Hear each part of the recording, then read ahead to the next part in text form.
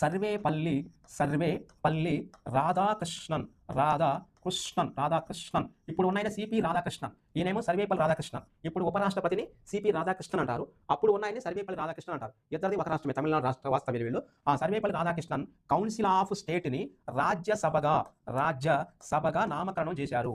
ఎవరు? సర్వేపల్లి రాధాకృష్ణన్. సర్వేపల్లి రాధాకృష్ణన్ ఇది 1952లో అది ఏప్రిల్ మాసంలో 3వ తారీఖున ఇది ఏర్పాటైతే దీనిని రాజ్యసభగా 1954లో ఆగస్టు నెలలోని 23వ తారీఖున రాజ్యసభగా మార్చింది సర్వేపల్లి రాధాకృష్ణన్.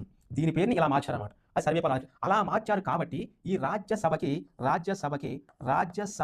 పితామహుడుగా పేర్కొనే వారిని సర్వేపల్లి రాధాకృష్ణన్ అంటారు. అంటే రాజ్యసభకి ఆ పేరు సూచించి దాన్ని ఏర్పాటు చేశారు కాబట్టి సర్వేపల్లి రాధాకృష్ణన్ గారిని మన రాజ్యసభ పితామహుడుగా చెప్పుకుంటారు. అంటే రాజ్యసభ పితామహుడు సర్వేపల్లి రాధాకృష్ణన్.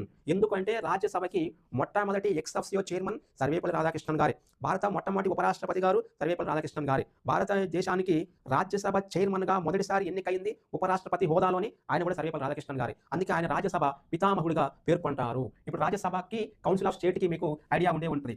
ఇప్పుడు రాజ్యసభ అని పిలుస్తున్నాం మనం. ఈ రాజ్యసభ 1954లో నామకరణం చేశారు. దీని అంతకుముందు కౌన్సిల్ ఆఫ్ స్టేట్గా పిలిస్తే ఇది 1952లో పిలిచారు. ప్రజెంట్ దీని కౌన్సిల్ ఆఫ్ స్టేట్ అనేది పూర్వనామం, రాజ్యసభ అనేది ఆ నామం. ఇప్పుడు ప్రజెంట్ దీనిని రాష్ట్రాల మండలి అంటారు. రాష్ట్రాల మండలి దీనికి ఇది పూర్వనామం. ఇదేమో పిలిచేటువంటి దానిలో రాజ్యాంగంలో రాయబడినటువంటి రాసే టైంలోని దీని కౌన్సిల్ ఆఫ్ స్టేట్స్ అని పిలిస్తే ఆ కౌన్సిల్ ఆఫ్ స్టేట్ని సర్వేపల్లి రాధాకృష్ణన్ గారు రాజ్యసభగా నామకరణం చేస్తే ప్రస్తుతం దానికి మారు పేరు ఇంకొక పేరుని రాష్ట్రాల మండలిగా పిలుస్తారు. అంటే రాజ్యసభని కౌన్సిల్ ఆఫ్ స్టేట్స్ అనొచ్చు, రాజ్యసభని రాష్ట్రాల మండలి అనొచ్చు.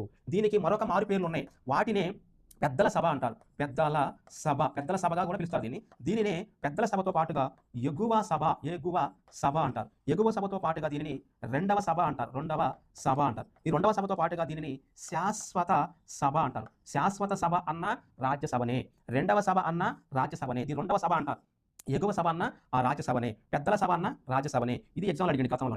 భారతదేశంలో రెండవ సభని దేని పిలుస్తారని ఇచ్చిండు. మనం ఎగువ సభ అంటే ముందు టైం ఉంటుంది అనుకుంటాం, దాన్ని ఒకటో సభ అనుకుంటాం. కానీ 1, 2 విషయంలో అయితే ఒకటైతే లోక్సభ, రెండైతేనేమో రాజ్యసభ. కానీ ఎగువ దిగువలో మాత్రము ఎగువైతే రాజ్యసభ, దిగువైతేనేమో శాసనసభ ఉంటుంది. ఆ క్లారిటీ ఉండాలి. ఇది పెద్దల సభ అంటే ఈ నిపుణులు అంటే మా రాజ్యాంగ శాస్త్ర సాంకేతిక అన్ని విషయాల్లోని సామాజిక దృక్పథం ఉన్న వాళ్ళు పోయే సభ కాబట్టి దాన్ని పెద్దల సభ అన్నారు. ఇది ఒకసారి ఏర్పాటైతే అది మారదు. 1952లో ఏర్పాటైంది, పేరు మారింది కానీ సభ యొక్క రద్దు కాదు. అందుకే దాన్ని శాసనసభ అంటారు. ఇక శాశ్వత సభ, రెండవ సభ, ఎగువ సభ, పెద్దల సభ, రాష్ట్రాల మండలి అనే పేర్లు ఉన్నదాన్ని రాజ్యసభ అంటాం. ఈ రాజ్యసభకి రాజ్యసభ విషయంలో భారతదేశంలో అయితే దాన్ని రాజ్యసభ అని పిలుస్తారు. ఇండియాలో దానిని మనము రాజ్యసభ